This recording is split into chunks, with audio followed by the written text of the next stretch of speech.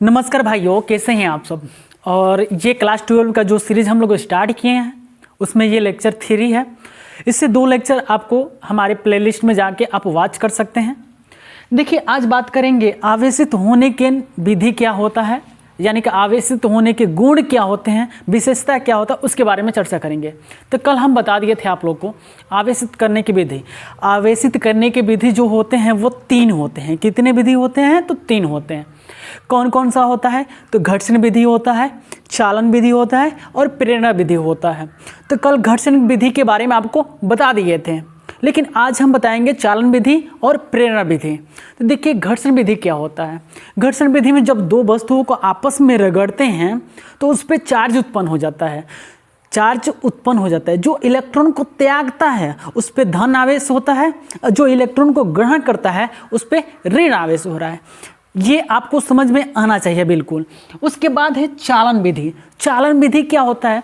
तो एक आवेशित वस्तु के संपर्क में जब अनावेशित वस्तु को लाते हैं तो उस पर चार्ज उत्पन्न हो जाता है। यानी कि मेरा कहने का ये मतलब है कि जब किसी आवेशित वस्तु को अनावेशित वस्तु के संपर्क में लाते हैं तो अनावेशित वस्तु भी आवेशित हो जाती है। जैसे कहने का मेरा मतलब है कि मान लीजिए कि कोई वस्तु है, इस पे चार्ज है। क्या है भाई? इस पे चार्ज है। जब इसके समीप में, संपर्क में एक और वस्तु लेके आएंगे तो ये भी क्या हो जाएगा? तो चार्ज हो जाएगा। ये भी क्या हो जाएगा? चार्ज हो जाएगा।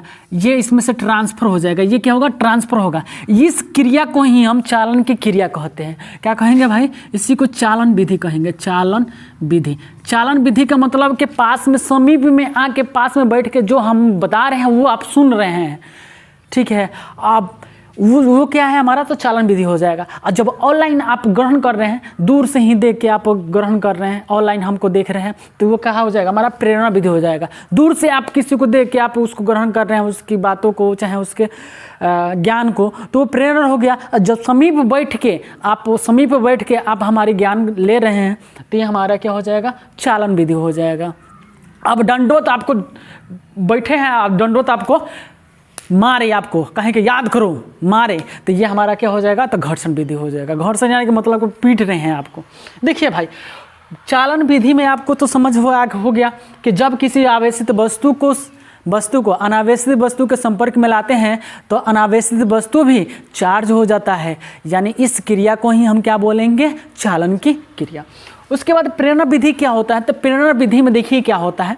जब आवेशित वस्तु के निकट जब अनावेशित वस्तु को लाते हैं तो उसमें विपरीत प्रकृति के आवेश उत्पन्न हो जाते हैं। क्या होते हैं? विपरीत प्रकृति के आवेश उत्पन्न हो जाते हैं। इस घटना को प्रेरण की क्रिया कहते हैं या प्रेरण विधि कहते हैं। देखिए, जैसे कहने का मेरा मतलब है कि समझिए कि एक कोई वस्तु है यहाँ पे, इस पे कौन सा चार्ज है? तो धन आवेश है। जब इसके निकट कोई एक वस्तु लाते हैं तो ये प्लस में है ना, तो इसके विपरीत प्रकृति का, यानी कि प्लस है तो इस पर कौन सा आवेश उत्पन्न हो जाएगा? माइनस उत्पन्न हो जाएगा। माइनस यानी कि ऋण आवेश उत्पन्न हो जाएगा। इस घटना को ही हम क्या कहेंगे? प्रेरण की विधि कहेंगे। ठीक है, अब आते हैं भाई, इतना तो आप स्क्रीनशॉट ले लीजिए या आपको याद हो जाना चाहिए।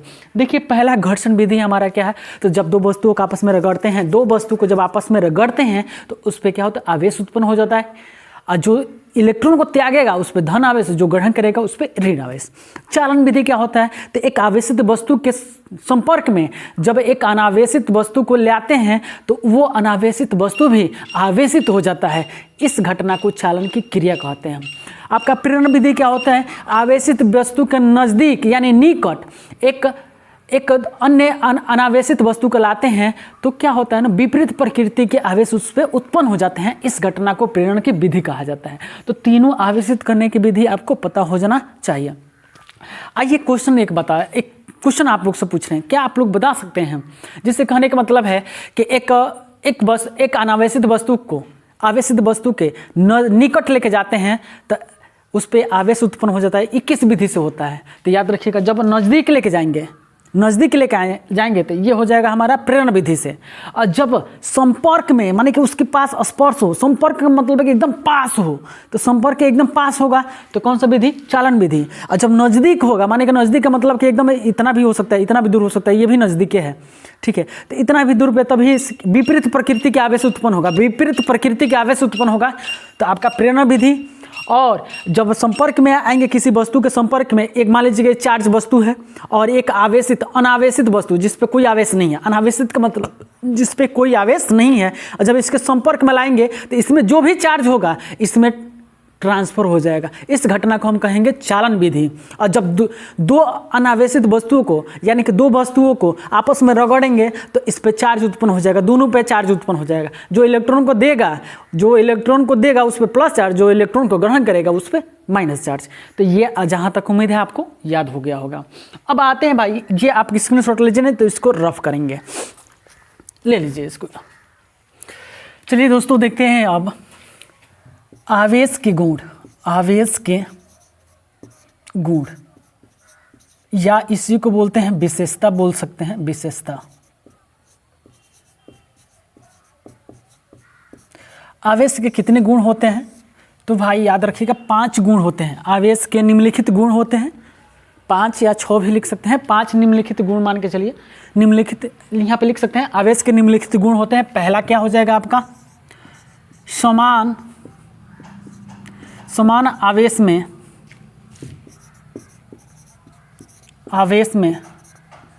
प्रतिकर्षण।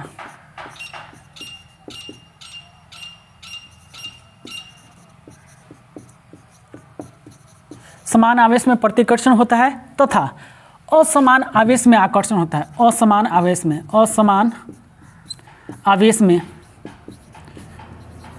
में आकर्षण होता है।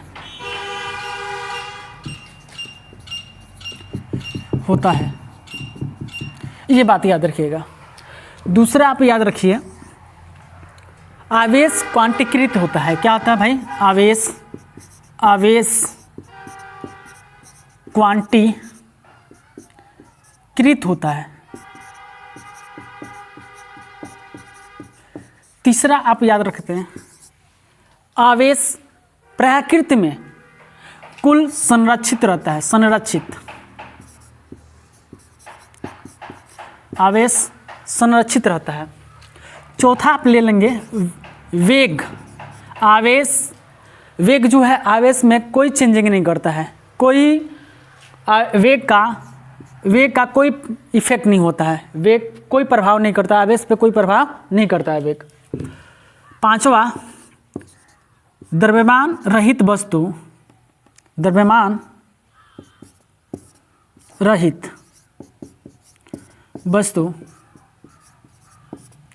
पर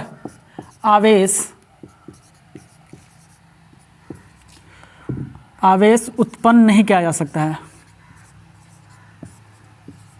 नहीं किया जा सकता है। वेग जो है ना, आवेश पे वेग का कोई प्रभाव नहीं पड़ता है। वेग नगण्य मानो, यहाँ पे आवेश पे वेग कोई प्रभाव नहीं डालेगा। देखिए अब समझते हैं कि ये क्या होता है, कैसे काम करता है। तो पहला हमारा गुण क्या है? समान आवेश में प्रतिकर्षण। तो याद रखिए समान आवेश क्या होता है, तो प्लस प्लस ले लीजिएगा, तो प्लस प्लस में क्या होगा? प्रतिकर्षण होगा। प्रतिकर्षण मतलब कि एक दूसरे से दूर भागेंगे। देखिए अब माइनस माइनस होगा तभी भी क्या होगा? प्रतिकर्षण होगा। तो ये दोनों हमारा क्या है भाई? प्रतिकर्षण है।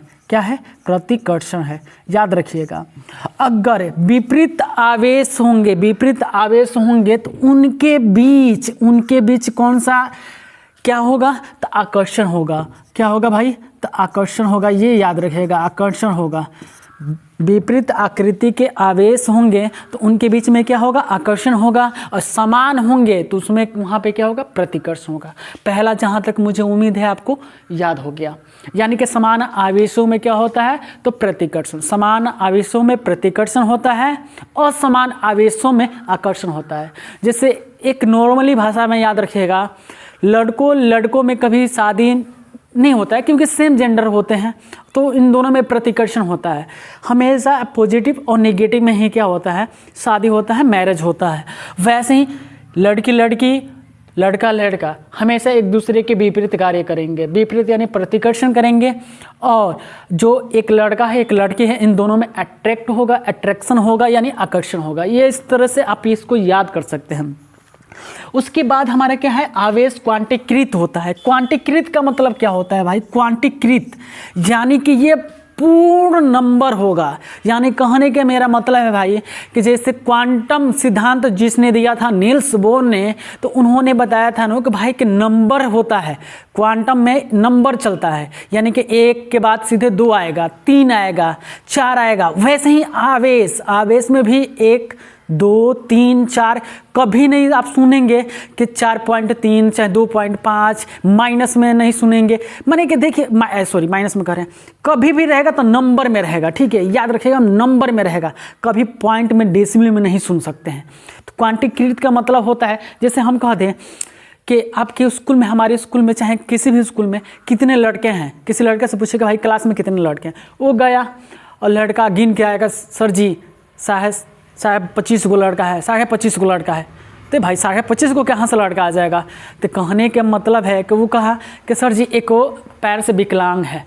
तो भाई विकलांग हो चाहे कुछ भी हो, उसको तो स्टूडेंट ही गिनेंगे, तो 25 नहीं, उसको 26 गिनेंगे। वैसे ही भाई नंबर जो क्वांटीकृत होगा ना आवेश में, तो कभी भी नंबर देगा, आपको नंबर देगा। एक के बाद सीधे आएगा, 2 आएगा, नहीं तो 3 आएगा, नहीं तो 4 आएगा, नहीं तो 5 आएगा। ऐसे जो नंबर है ना वही आ सकता है, कभी डेसिमल में नहीं आएगा। तो क्वांटीकृत आपको समझ में आ गया।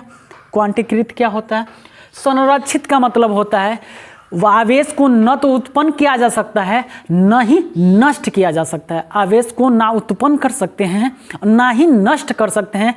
पूरे प्राकृत में कुल आवेश संरक्षित होता है, यानी कि ब्रह्मांड में, पूरे ब्रह्मांड में आवेशित क्या होते हैं, संरक्षित होते हैं। ये याद रखिएगा। वेग आवेश पे कोई प्रभाव नहीं डालता है, याद रखिएगा। वेग से आवेश पे कोई प्रभाव, कोई चेंजिंग नहीं होता है, ये आपके माइंड में होना चाहिए। द्रव्यमान रहित, देखिए द्रव्यमान रहित का मतलब कि जिस पे द्रव्यमान न हो।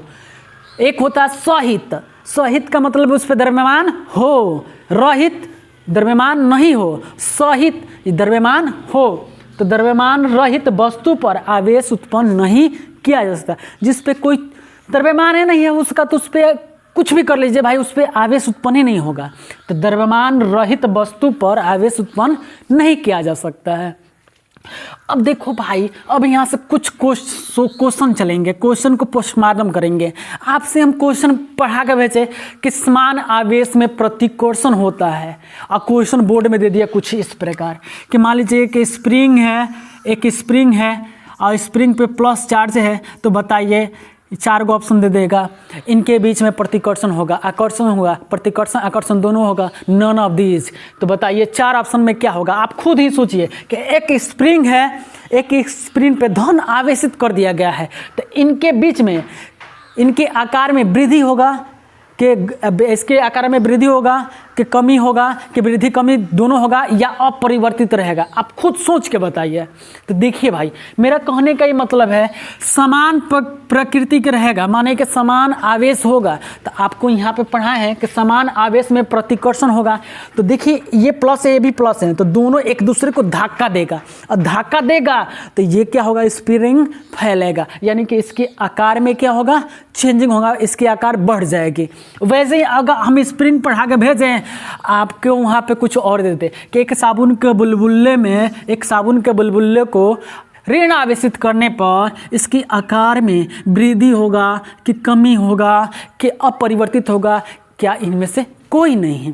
तो देखिए एक साबुन के बुलबुले पे यानी कि ऋण आवेशित करने पर बुलबुले का आकार बढ़ेगा, घटेगा, अपरिवर्तित रहेगा या नन ऑफ दिस। तो याद रखिएगा, माइनस माइनस भी क्या करता है, तो प्रतिकर्षण करता है। माइनस माइनस भी क्या करता है, प्रतिकर्ष करता है। तब बुलबुला फूट जाएगा यानी बढ़ जाएगा इसके।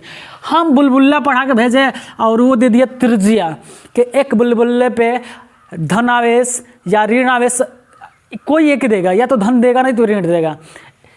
आवेश उत्पन्न करने पर उसके त्रिज्या में बढ़ोतरी होगा कि कमी होगा कि अपरिवर्तित होगा कि नन ऑफ दिस।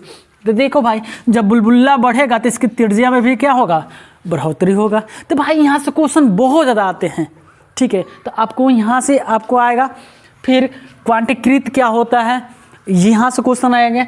फिर संरक्षित पे आएगा, अब आवेश को न तो उत्पन्न किया जा सकता है न ही नष्ट किया जाता है। पूरे ब्रह्मांड में आवेश कुल क्या होता है, संरक्षित होता है, माने सुरक्षित होता है भाई।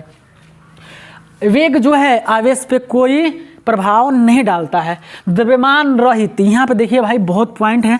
द्रव्यमान रहित जिसमें कोई द्रव्यमान नहीं हो, एक होता है सहित जिसमें द्रव्यमान हो। अगर द्रव्यमान होगा तो वस्तु आवेश उत्पन्न करेगा, अगर द्रव्यमान माने नहीं हो तो वस्तु पे कोई आवेश नहीं उत्पन्न होगा। देखिए भाई, तो आज यहीं तक, कल क्वेश्चन लेके आएंगे इस पे। जितना आप पढ़ेंगे सब पे क्वेश्चन चलेंगे कल के सेशन आप बिल्कुल मत भूलिएगा, कल और मज़ेदार होने वाला है। अगर वीडियो पसंद आ रहा है ना गाइज, लाइक सब्सक्राइब शेयर कीजिए, क्योंकि आपका लाइक और मोटिवेशन कमेंट ही हमको बढ़ाता है। जय हिंद, जय भारत।